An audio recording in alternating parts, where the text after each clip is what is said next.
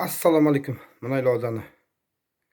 Мұнайлы ауданы бойынша бір сұрақтар болып тұр, жауабын ала алмай жүрген сұрақтар.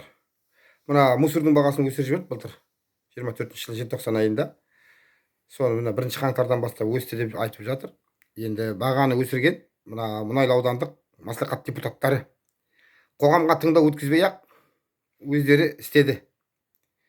Енді соның шешімімен әлі таныстырған жоқ, халықты таныстырған жоқ. Соны таныстыруын талап етіп жатыр, сұрап жатыр. Олар енді ата заңның 18 бабының 3 тармағын бұзып тұр. Енді оны тексеретін адам жоқ. Енді өздерімен өздері бәрі бармақ басты көз қысты ғой сірә.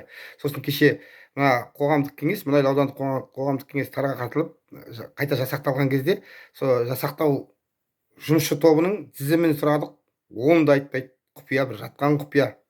Енді соған тағайындалған бір екі адам фамилиясы шықты, тағайындаған екен. Енді оларда қоғамның қайда екенін білем екен. Қоғамның WhatsApp-тарына кіріп, ауылдық WhatsApp-тар бар ғой, барлық ауылда бар. Соған кіріп, өздерін таныстырмай ма, мен бәленшемін, мен сіздің қоғамға жұмыс жасайын деп, мені тағайындады деп айтпай ма? Өйтіп тығылып қашып жүріп, қоғамдық кеңес болмайды ғой ондай. Өзінің қоғамның қайда екенін білмесе, одан қоғамдық кеңес бола ма? Біздің ауылдың белсенділерін өткізбейді. Жылда барады, өткізбейді. Осындай бармақ басты көз қыстын қою керек қой. Жастарға қандай тәрбие өнеге көрсетіп жатыр.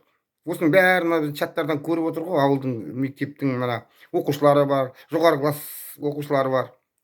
Сосын бізде мына депутаттарда келген бизнесмен мен мектеп директорлары және мекеме басшылары. Сонда былай қарапайым халыққа болуға болмай ма? Түсініксіз. Осыған енді осыны үндеу қылып шығарып президентке жеткіземіз енді. Президент айтып жатыр ғой, халықтың ұсынысына құлақ асыңдар деп жатыр. Бізде бірақ асып отырғанын көріп тұрған жоқ. Сұраққа жауап та бермей тұр ең болмаса. Сол ғой, қиын жағдай осындай.